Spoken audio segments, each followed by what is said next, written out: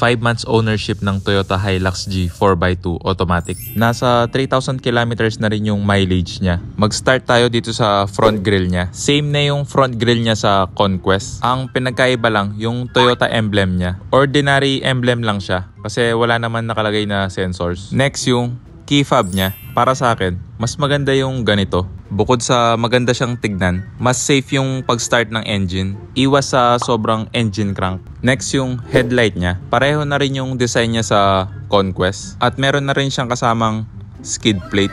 Metal na rin siya, pero hindi ko sure kung gaano siya kakapal. Naka 18-inch rims na rin siya with 265/60 R18 highway terrain tires.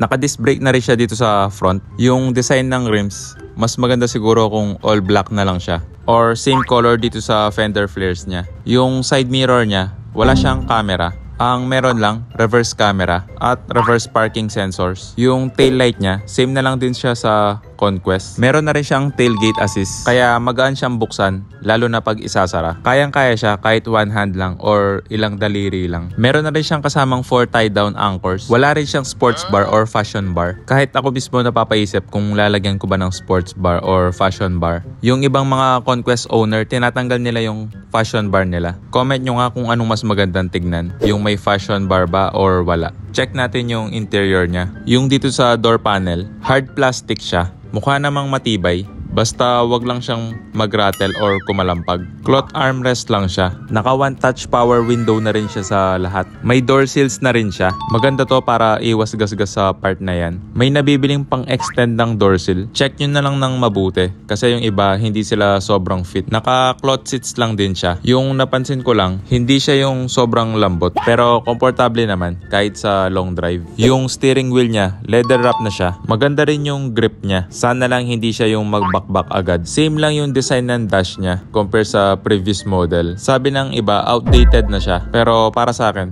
okay pa din siyang tignan. Ang importante sa akin yung functional siya at user-friendly. Pareho na rin yung infotainment niya sa Conquest at dual zone climate control na din siya. Yung dito sa rear seat, same lang din yung door panel niya, hard plastic at naka one touch power window siya. Yung legroom niya, okay lang din siya. Yung headroom niya, may space pa rin naman. Kasyang-kasya yung kamay ko. Para sa katulad kong 5'7", komportable na rin siya. Ganito yung driving position ko. Kung kasing tangkad ko yung uupo dito sa likod, may space pa naman para mag-stretching ng konti. Yung headliner ng G, light gray siya. Kung gusto nyo naman ng all black na interior at may rear AC vent, kunin nyo yung Conquest. Wala rin siyang roof rail, pero okay din siyang tignan. Parang yung GRS, wala din siyang roof rail. Comment nyo na lang kung dagdag pogi ba yung roof rail or hindi. Bago tayo mag-road test, papakita ko muna yung mga bagay na hindi ko nagustuhan dito sa Hilux G. Unang-una na dito yung pag-unlock. One click lang kasi naka-unlock na lahat ng pinto. Mas maganda sana kung yung first click, driver side lang yung mag-a-unlock. Mahirap na baka may makisabay na sumakay.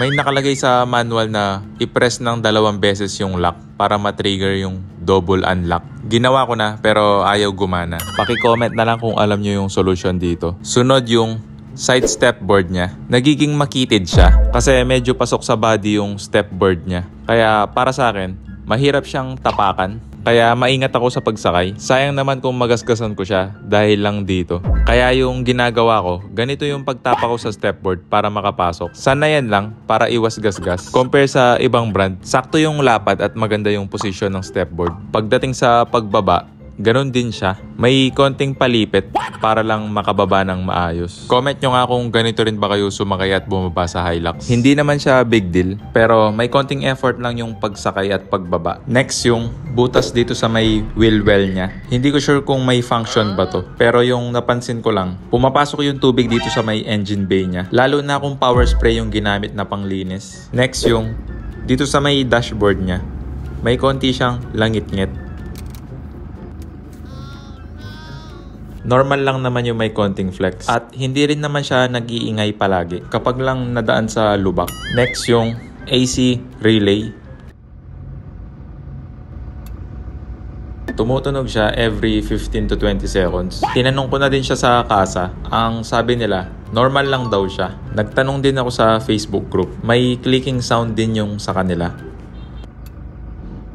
Next yung dito sa may headlight niya, hindi siya DRL or daytime running light. Park light lang siya. May mga nabasa ako sa mga Conquest owner na walang off yung headlight nila. Naka-auto lang siya palagi. Akala ko din nung una DRL siya. Kasi may mga nakakasalubong ako sa umaga na naka-on yung ilaw nila. Yun pala naka-on yung park light nila. Switch on ko lang yung park light para makita nyo rin. Mas maganda sana kung ginawa na tong DRL ni Toyota. Tapos magdidim na lang kapag naka-on na yung park light.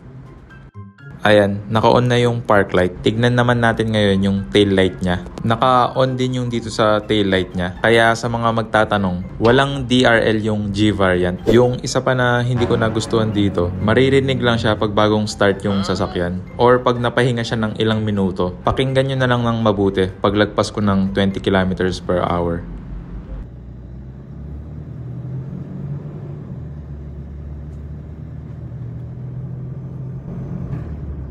Tinanong ko na siya sa kasa. Ang sabi nila, normal lang daw siya. Yung naririnig ko daw, yung ABS daw yun, anti-lock braking system. Pagdating naman sa driving experience, yung acceleration niya, maganda yung arangkada niya. Ramdam mo yung low end torque. Hindi siya yung parang nabibigatan pag umaarangkada. Maganda rin yung visibility niya. Mataas din yung upuan niya, kaya kitang-kita mo yung hood. Hindi rin sobrang kapal ng A-pillar niya, kaya maliit lang din yung blind spot niya. Pagdating sa NVH, maganda yung sound insulation ng cabin niya. Hindi masyadong rinig yung engine noise. At minimal lang yung road noise. Mas tahimik pa yung cabin nito compare sa ibang sedan na natry ko.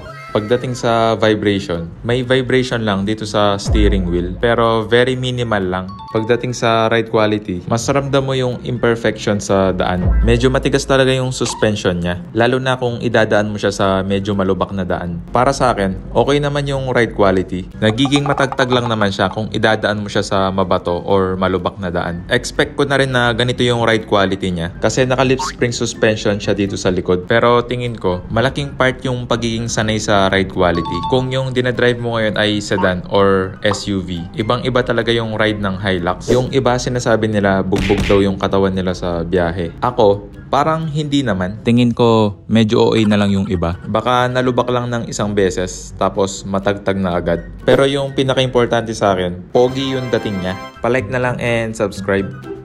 Ayun lang. Paalam.